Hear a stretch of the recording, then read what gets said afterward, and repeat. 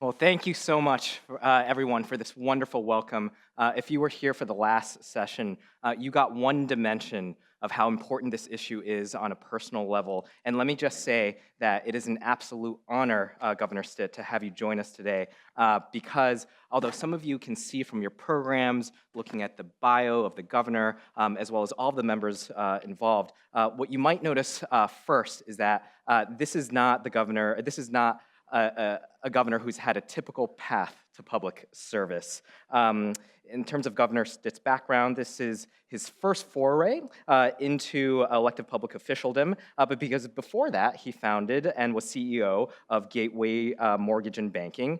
Believe me, by the way, if you want to talk banking, you are in the right place. So if you want to switch gears, we can certainly do that. But we are here today to talk about something that's in many ways much more pressing. And what I wanted to do was to begin by kind of addressing those who are in attendance here. Because what we have here today is that we have a diversity of members in the audience, ranging from executives to policy officials to academics and researchers to students and members of the press. Yet at the same time, for many people in the room, this issue of second chance hiring and reentry is deeply personal as well. Either they themselves have been impacted by the criminal justice system or they're close to somebody who has.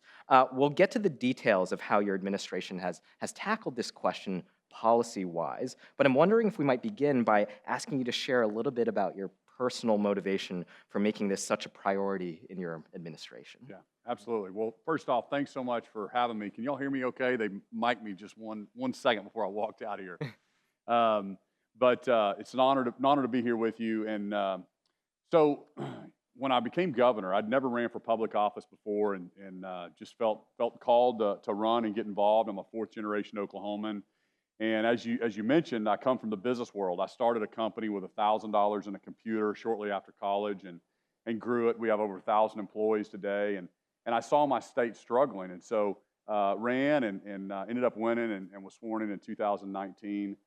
Well, I tried to take a business approach to a lot of different things. So when I first got there as governor, I realized that Oklahoma, I put a governor's scorecard together and started tracking all these different metrics. And just like in business, I feel like that if this company can do it, we can do it. And I would always challenge my team, if they're doing it, why can't we do it? And now as governor, I had a vision to be a top 10 state. Let's be top 10 in everything that we do. If Texas can do it, if Florida can do it, if New York can do it, if California can do it, we can do it. So whether it's transportation or infrastructure or healthcare or anything. So back to the criminal justice piece. And I found out that Oklahoma was last place. We were 50th out of all 50 states in incarceration rates. I was like, that doesn't make sense. I said, I know Oklahomans, and either we have worse people than everybody or we have bad policies. And I knew it was bad policy. So I went about to transform the criminal justice system.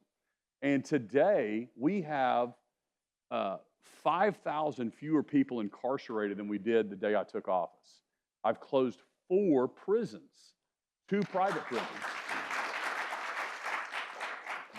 saved hundreds and hundreds of millions of dollars, and gave second chances to tons and tons of people. And so just really, really proud of the work that we've done. And I know we'll talk about some of that specifically, but, criminal justice reform before I got there, the year before I got there, 2018, the former governor had done a commutation and they thought it was just groundbreaking. It was 21 people, okay?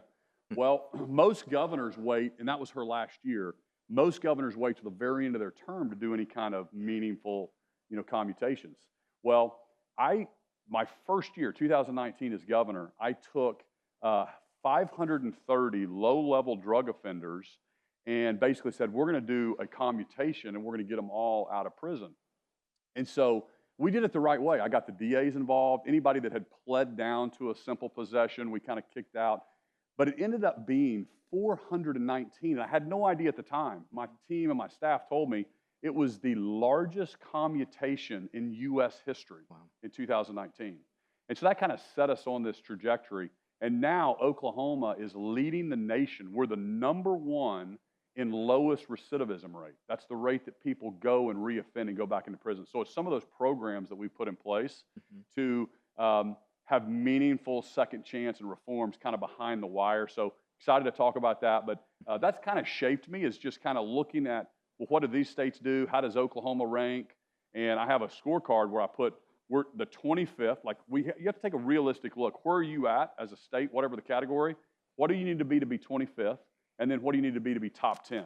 And so we look at that in my management meetings every single week, where we're at and how do you push. So in business, you're going to improve in what you measure. And so by getting that in front of my agencies and knowing that's a priority, it's just amazing what we've been able to do. I think that resonates so much with a lot of the students who are here, especially those who are from the business school, and kind of approaching it based on incentives, based on the resources that you have, and also based on the constraints as well. That's where I'd like to kind of pick up on some of what you said, to dig a little deeper in terms of where Oklahoma was in 2019. You had just kind of said that this was a policy issue. What did it look like in 2019? What were you starting with in terms of engaging in this criminal justice reform? Could you give us some examples? You mean what was the feel in the state, yes, or exactly. what? Yeah. I think, and one of the things I'm really, really proud of, I've talked to businesses and I've talked to the corrections department, and they just said, Governor, you have changed the culture. And before you got here, people wouldn't even hire, people that have been formerly incarcerated to work at a fast food place. So you've changed that narrative through some of your policies. We've done, occupational licensing reforms, so to make sure that we want to make sure that people can go get a job after they get out of prison. So we're doing all those things to kind of take away that stigmatism. So really, it's a workforce issue that we can talk more about. But I think we've changed some of that narrative in Oklahoma and had people talk about it, because I don't believe it's not mutually exclusive to talk about public safety and criminal justice reform. And so we can talk about both of them. I've given our law enforcement a 30% pay increase. We're going to promote law enforcement in Oklahoma. And at the same time, we believe that there are folks that we need to lock up, and I coined this term, we need to lock up people that we're mad at, or excuse me, we don't need to lock up people we're mad at, we need to lock up people that we're afraid of, and so that's kind of a little change in how I think historically things have happened in states across the U.S.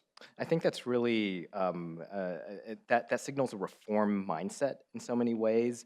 At the same time, you've kind of rallied your entire administration around this as well. I was so heartened to read that the First Lady of Oklahoma is also involved as well. And she was involved in creating an initiative for the mass commutation event as well. Could you talk a little bit about your wife Sarah's HOPE initiative?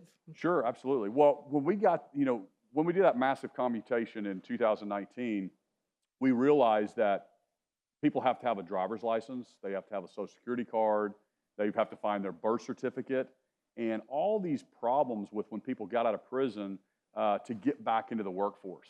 And in Oklahoma, we're a state of 4 million people. We're the 28th largest state population-wise. And in our state, 6,700 people get released from prison every single year, right? And so 95% of the people in prison will be our neighbors at some point. So the whole point is, how do we get them back into the workforce? We know as citizens, we know that God's created everybody differently, but we're supposed to be created to be part of a team and to work hard and to be engaged in life. And that's where, if we can get people into the workforce, have meaningful work, then we know they're not going to reoffend. And so that was kind of what was driving us. So we it's called the Sarah Stitt Act, number one. Other states have copied it now, and it was to bring these services before people get out of prison, make sure they have a driver's license, make sure we connect them with housing. How do you get your kids back from DHS? All these kind of things that we've started working before they get out of prison, which we can talk more about. And then the Hope Foundation is something that, and I got to back up and tell you a little bit about my wife's story. So I grew up in Norman, Oklahoma. My wife grew up in Tulsa. We've been married, it'll be 25 years this May. Y'all can think of a good, that's another thing I got to put on my list to do. I got to figure that out. So Sarah grew up in North Tulsa, which is a real kind of rough area. And her dad never made more than $13,000 a year. And he ran a drug rehab, kind of a mission work. So super rough area, you know, not a lot of opportunity. And so my wife grew up with the attitude that, like, what could go wrong today? Like, that was her attitude. That's just kind of the environment she grew up in. I grew up in a home that it was like I woke up in the morning and what can I accomplish? What can go right for me today? And so Sarah has shared with me about we have to give hope to the next generation all across Oklahoma. And so this professor at the University of Oklahoma wrote a book called The Science of Hope. And so Sarah that's her initiative. And hope is not a feeling. Hope is a science that can be learned, and the idea that your future can be better than your present. And how do we teach young people that may not have that attitude, that there are pathways and there is a path that you can go to a better future, a better life, no matter what your background is. So we're doing that in Department of Corrections. We're doing that in our universities. We're doing it in DHS. Department of Human Services now, it's got 6,300 employees, and we're doing this Science of Hope.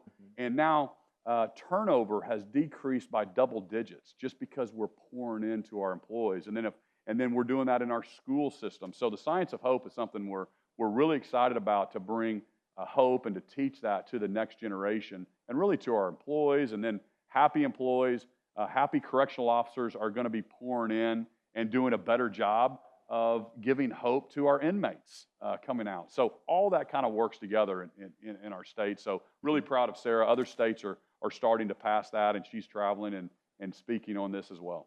That's incredibly inspiring. I think that resonates with me and also with many people in this room emotionally. If it's okay, I'd love to shift into the nitty-gritty of actually getting policy work done. This is something that you've made a hallmark of your agenda in your administration as governor of Oklahoma. In your first year alone, in your first administration, you passed several pieces of legislation that had an immediate impact. Could I ask you to describe your process for strategizing, making sure that this impact was out there? How did you pick the first pieces that you would endorse? How did you think about that whole issue and working with policymakers and legislators? Yeah. Well, first off, to me, a lot of it is common sense. It's back to the scorecard. It's back to comparing yourself to other states. What are we doing right? What are we doing wrong? And one piece of policy that I think is interesting for us as governors to consider and policymakers is the fees. So when people paid their debt, they got out of prison, I found out that just from campaigning around the state, I would meet people that they get out of prison and now they have $10,000 in debt, or $20,000 in some cases.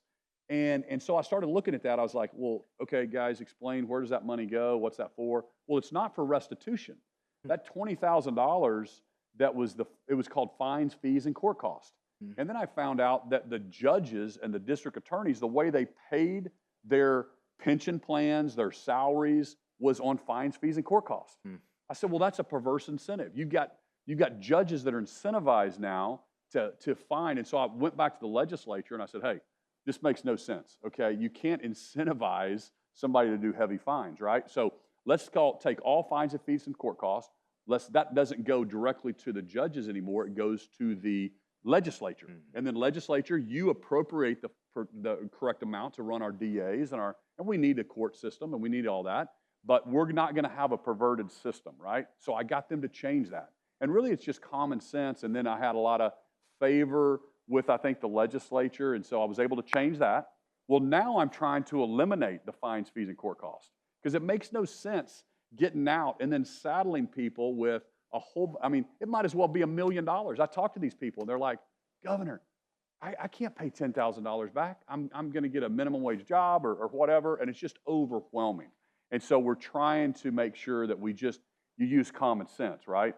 And so that's something that we're really proud of.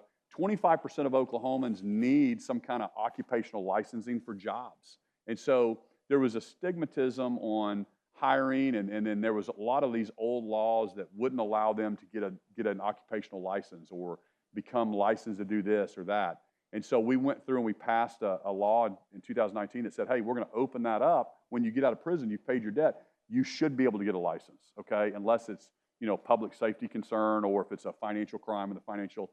But then last year, we actually passed a law that said We want the licensing authority to actually look deeper. Just because you think that they should be precluded from getting this license, we want you to think about the time it expired. Did something happen in college? Did something happen 20 years ago? What were the circumstances? So it's not an automatic, even for some of those other types of felonies.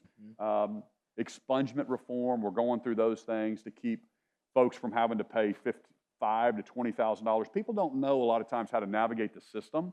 And so one of my favorite things to do as governor is when I sign pardons and I'm able to call them and just say, hey, and these people have been out of prison for 10 years or 20 years, and they just want to get their life back and have that kind of put behind them and be able to go hunting with their kids, because you're not allowed to have a gun if you're a felon. And so we want to expunge that stuff. So, so by calling them and saying, hey, this is the governor, and they're just shocked, I'm calling them and I say, hey, I've got your pardon application on my desk. I want you to know that I'm approving this today, and this is the first day of the rest of your life. They start crying, they thank me, and it's one of the funnest things that I get to do as governor, is call and make those calls. And they made a mistake 20 years ago, and they just said, Governor, I will not let you down. This is something that is for my kids, and I want to move on and just kind of put that piece behind me. And so you literally are expunging their past record, and so those are fun. Wow, that's amazing to hear. So much of making these types of decisions at a high level, especially in business, anytime you make a budget decision, a leadership decision, you have to justify it by saying who benefits, right? Who benefits and what a cost or constraint. And as governor, you have to do the same as well. So much of what you've talked about up until here is the beneficiary are those who have their records expunged or who are getting out and have a clear path to reintegration, and it makes a huge difference in their lives. But another stakeholder that benefits could be potentially employers who are based in Oklahoma. And so taking a step back, I'm wondering if you can give some insight on how second chance employment and the policies that have been part of your administration helps meet these workforce needs. What have you heard from employers, and what's been kind of some of the questions you've had to navigate around that? Yeah, that's very, very interesting. From a commerce perspective, my Secretary of Commerce and our team, anytime they're recruiting companies, Oklahoma, we're top 10 right now in the country in people moving to our state, not per capita, but true numbers. People are moving there. I could go on and give you my Oklahoma sales pitch, but we'll save that for later. But it's the right place to be located if you're a manufacturer, if you're setting up shop. We're dead center located in the middle of the U.S. Our electricity cost, one quick thing on that. We have the most affordable electricity cost to consumer and business of any state in the country, like 11 out of the last 14 quarters, because we have more of everything. Everybody thinks of Oklahoma as just an oil and gas state. We're so proud of our oil and gas industry, but we're also, we're like number 4 in oil production, number 3 in natural gas, but we're also number 2 in wind energy production. Most people don't know that about Oklahoma. We're one of only 4 states that 40% of our energy comes from renewables. That's why Google has their largest data center located in Oklahoma. So for all those reasons, we're being very attractive to companies. But the first thing that companies ask me when they're looking to relocate is, can we get the workforce? I met with Elon Musk, and we were second place. They ended up doing a plant down in Texas, and we were number 2 to that. We're really close on a couple huge battery factories. But they always want to talk about workforce. Well, 6,700 people are getting out of prison, okay? So how do we train them and get them working very, very quickly? We have major trucking companies in Oklahoma. One of the trucking CEOs came to me and said, Governor, I want you to know that our number 1 highest paid W-2 employee last year was a formerly female incarcerated person in Oklahoma. So we have worked with trucking industry to say, hey, if you need CDL drivers, Coca-Cola plants and all the distribution, they need CDL drivers, which is commercial drivers. And so we've set up CDL training behind the wire, so when they get out, they're ready to go, because that's a shortage. We have work release programs, so minimum security prisons. We have road construction crews. We'll go in and actually bring people out of prison and actually start them working 6 months before they get out, and so then they start to get acclimated in. So our career techs, we're setting up more career techs. We're setting up manufacturing behind the line. So again, the whole point is these folks are going to be out of prison. let's make sure that they get a good job. If you don't have a good job when you get out, you're destined for failure. You don't feel good about yourself. We need people engaged in achieving and being part of a team and working. And so that's where life is fun. If you're sitting at home and you're not engaged in things, man, it's not very fun. You need to be part of a team. So we're trying to encourage people, and I'm trying to break that stigma to have these companies work with Department of Corrections to tell us what we need.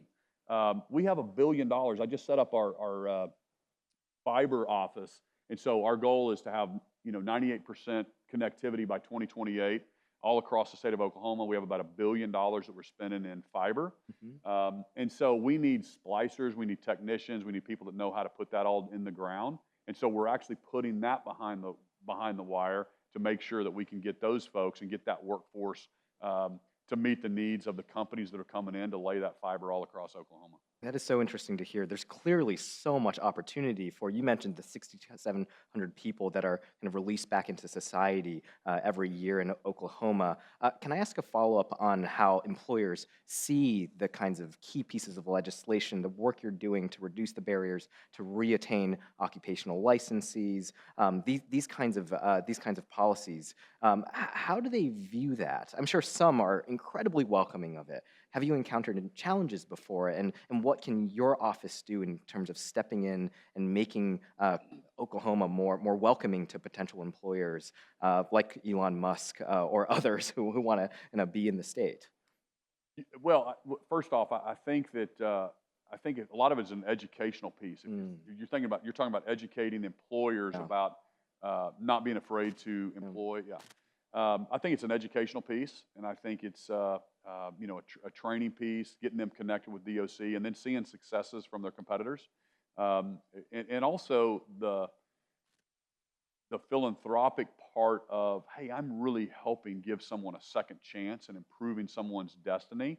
And you improve their destiny, you're going to improve their children's destiny, you're going to improve their grandkids, you're going to change the trajectory of that family by giving them a second chance, putting the right culture. Most companies that I know, they want to take care of their employees, they want to take care of the environment, they want to take care of their customers. And so I think when you get the right companies and the right CEOs and the right leadership, the management team, they want to change the trajectory of their communities and also their employees. And so I think it's just a natural fit.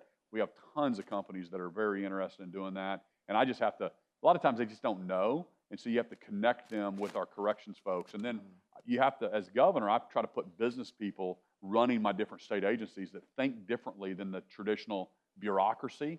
And so the guy that ran my technology at my company, he now runs corrections.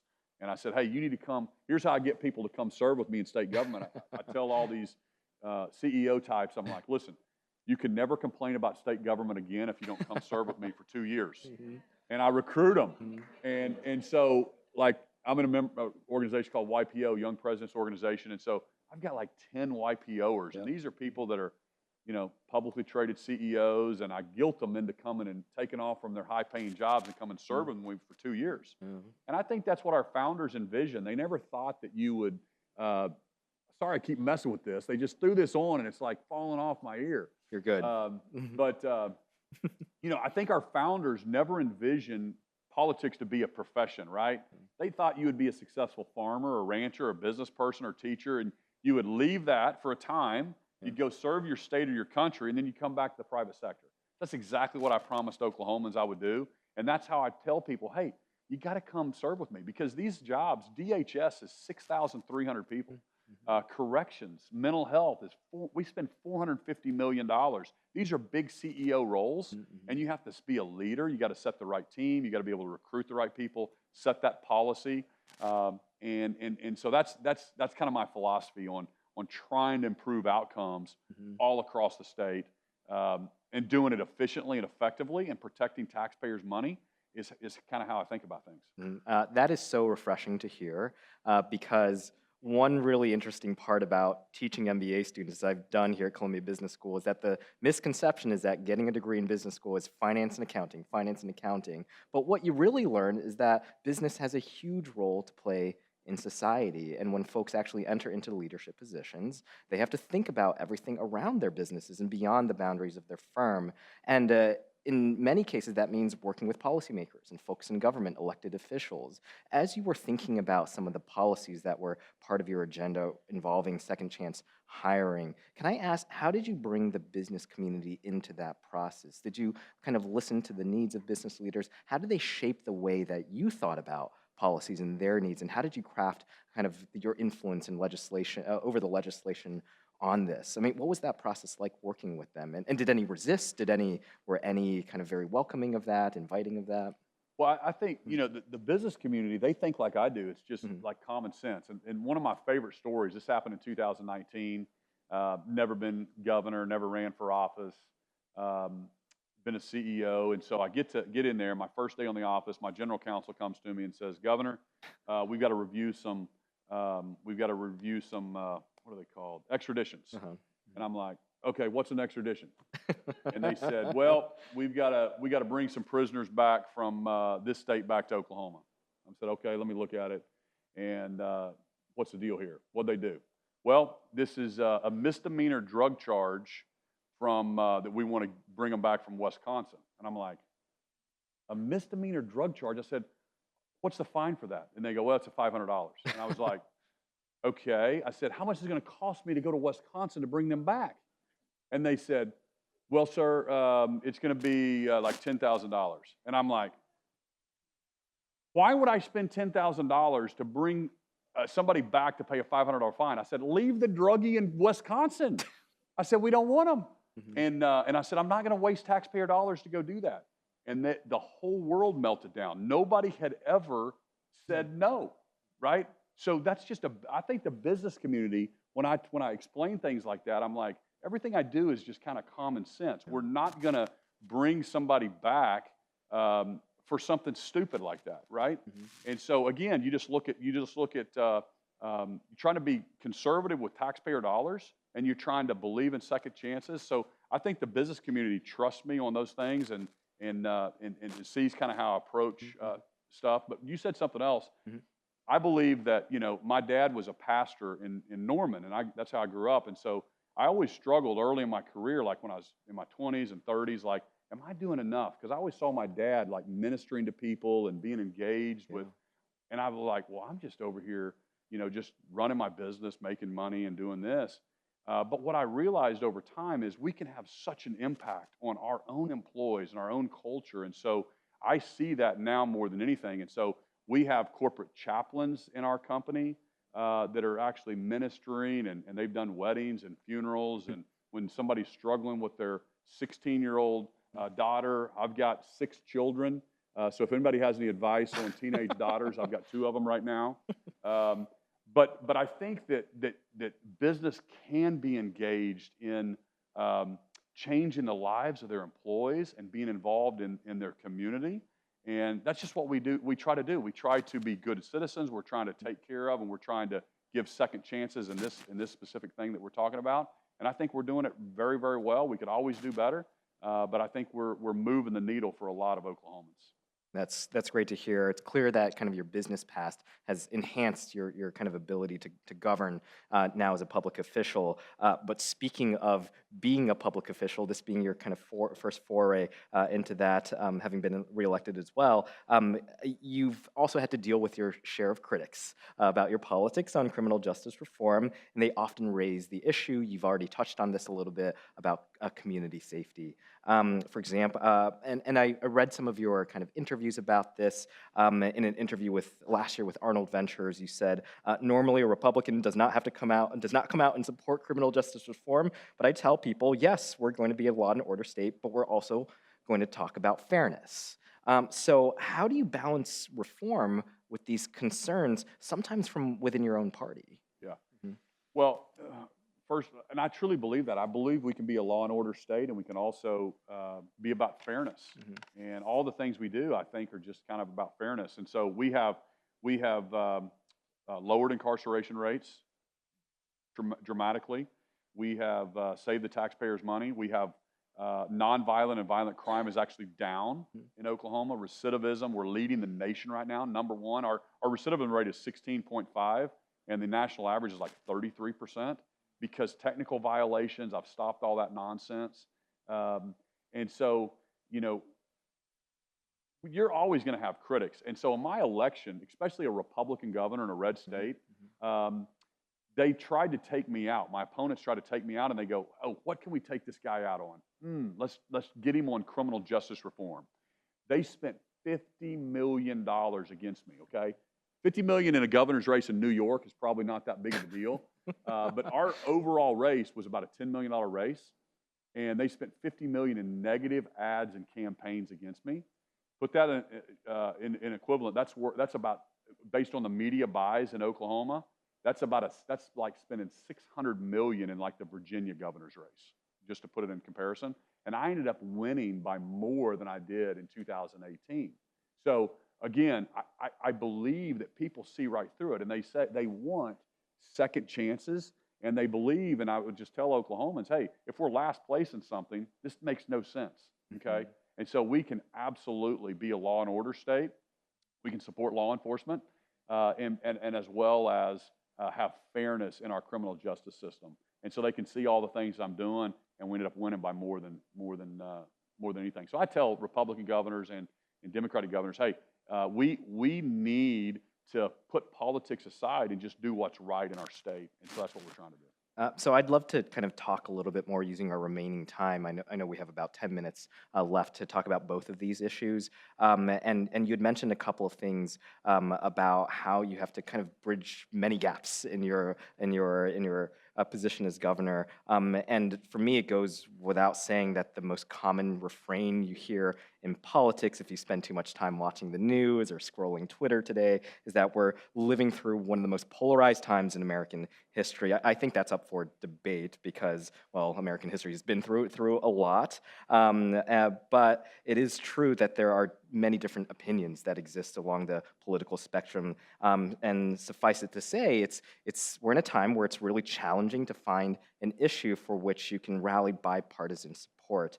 We're not here to talk about all of those issues, but it appears that second chance reform and hiring is one issue where members from all types of ideologies can seemingly rally around. Can you talk about specifically why you think that is? There's so few of these kinds of overlaps that we can talk about now, but why is this particular issue one that can bring people together?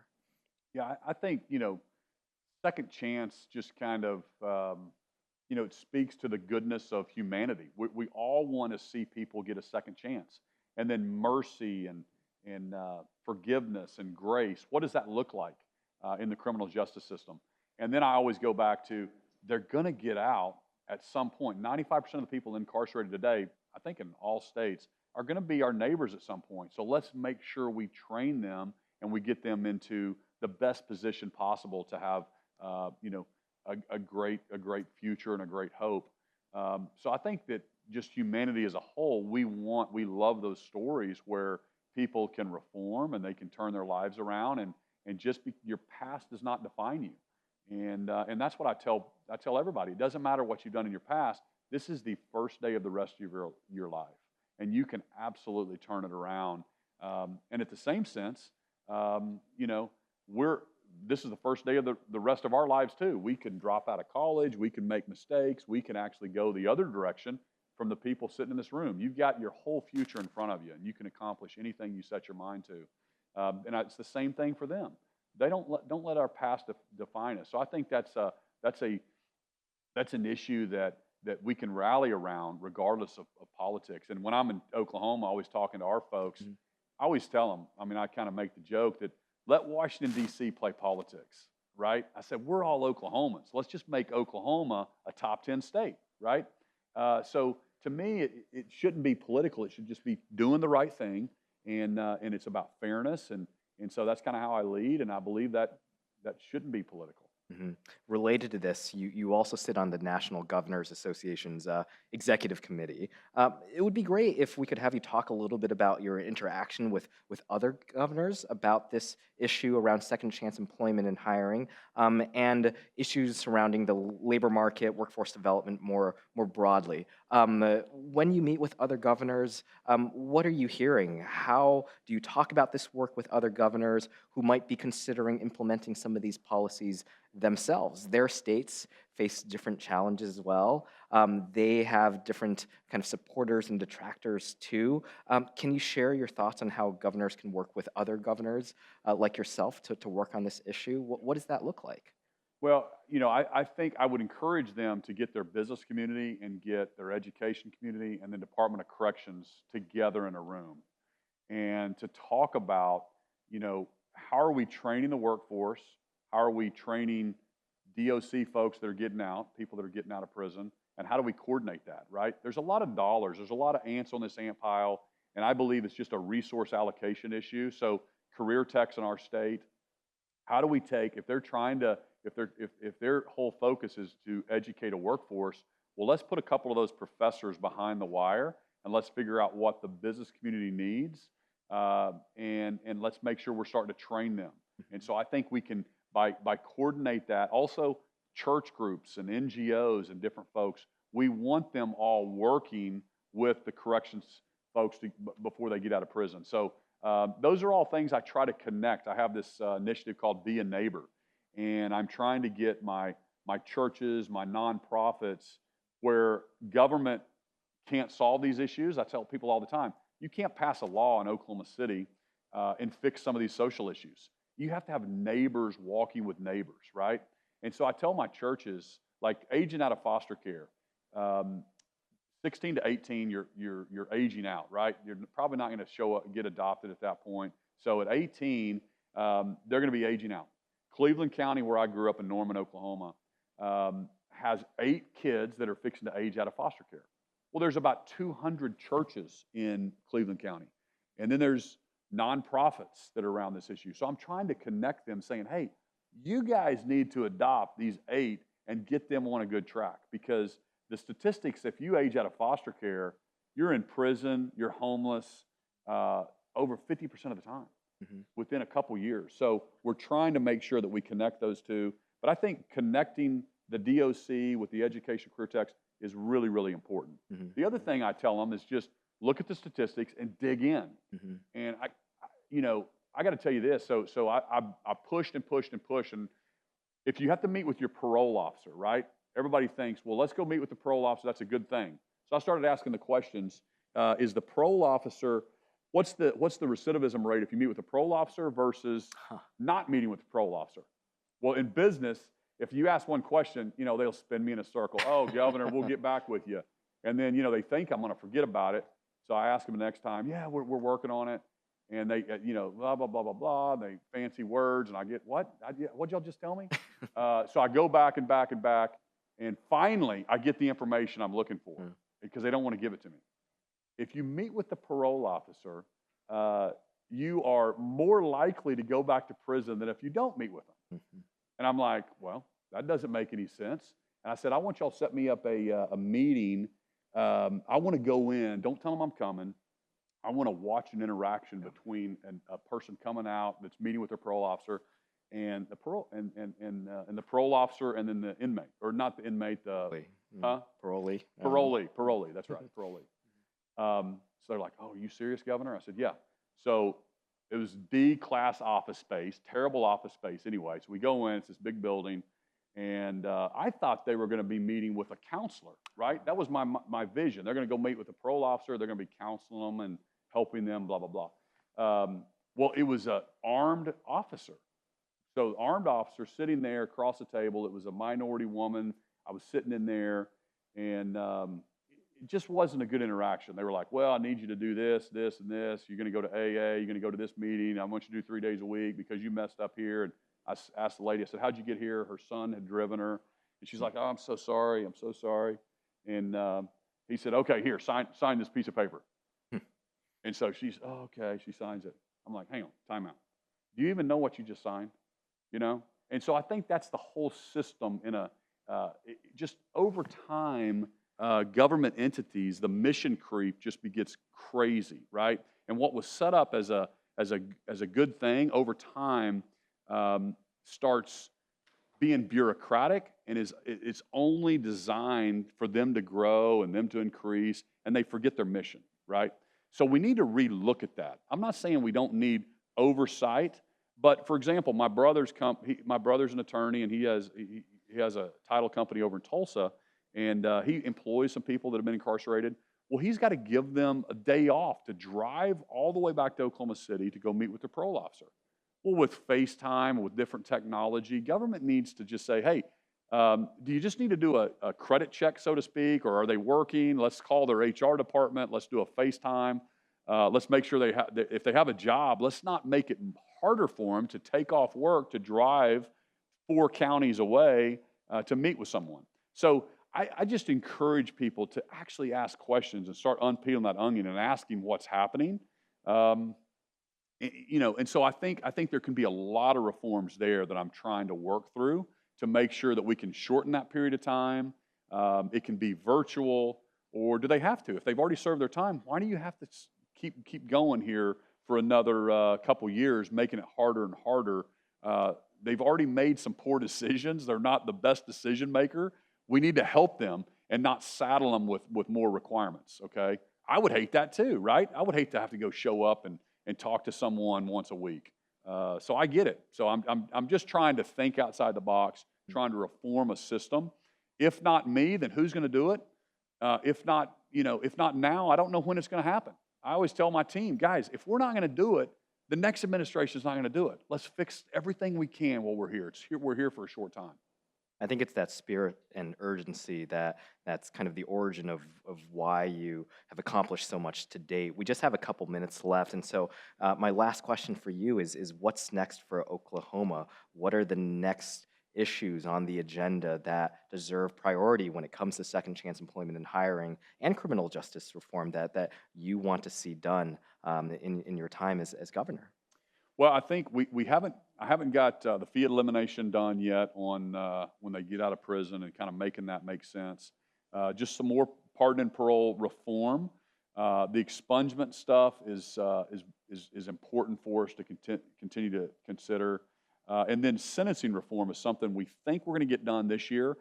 I mean, I've been pushing since 2019. And I had to get the DAs involved, and then the Attorney General, and then you got the prosecutors, and trying to get everybody at the table, because here's what happens trying to get legislation done. If you know it makes sense, you know it's the right thing to do, but then these outside groups come and influence the legislature and say, we're gonna take you out, we're gonna spend money against you, and we're gonna call you weak on crime, and blah, blah, blah. And so trying to get everybody to the table where they don't fight it is really, really important. But sentencing reform is like an A through F. Texas, we're modeling after Texas. And what is a violent crime? What is a nonviolent crime? Mm-hmm. And kind of getting those down, and also shortening the gaps. Like right now, what's crazy to me is I'll have some counties. Well, the prosecutors could give somebody 1 year or 30 years. Mm-hmm. And why are the gaps so big, right? So I'm trying to get those narrowed down a little bit. Hey, if Oklahoma's going to say, this crime is worth 3 years, then it should be worth 3 years pretty much in every county, not 30 years in this jury and 30 years here. And so that sentencing reform is really, really important for me, and I'm trying to get that across the finish line this year. I've got buy-ins finally from the district attorneys, and I've set these committees up to bring them in, because I can't write the laws. I've got to get the legislature to do it, so I have to influence, and I've learned kind of how to get that done. But that sentencing reform is probably the thing we're working on the most this year. Some of the expungement stuff, some of the juvenile expungement, trying to get it done as soon as they turn 18 is important, and then the fee elimination. I think everyone in this room will join me in saying that we're going to be so interested to following Oklahoma over the next few years. Thank you so much for joining us.